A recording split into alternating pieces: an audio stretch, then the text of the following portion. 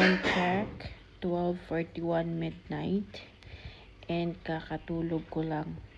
Parang kakaidlip ko lang talaga. Tapos biglang nag-warning alert na naman kami dito. So, nakakaasar. Bangag na kami nito sa kakapuyat.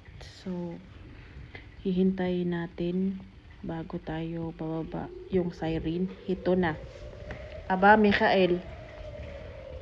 Yung siren. Did you hear that? 12:42.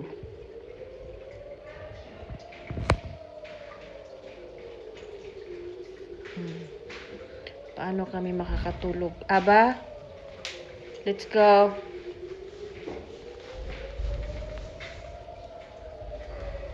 Aba, let's go. Go. And this is my mag-ama. Si Mikael ay tulog. Kawawa.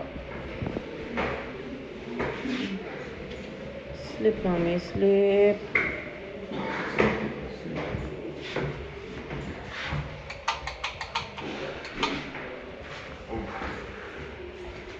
Ay, ay, ay. Wow.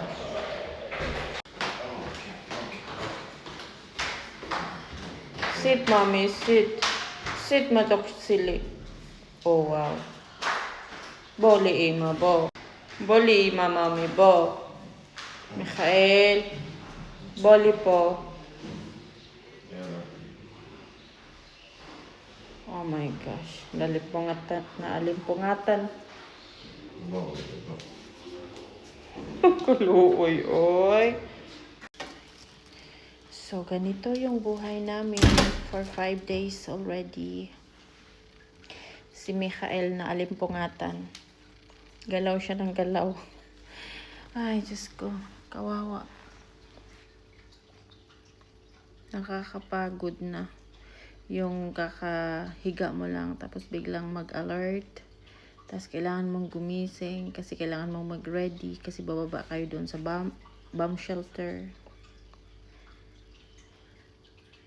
Nakakapagod.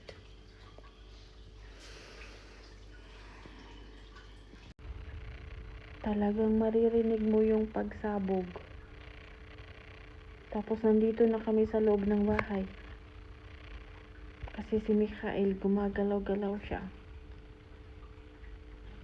Tapos ramdam mo na yumayanig gumagalaw ba yung building?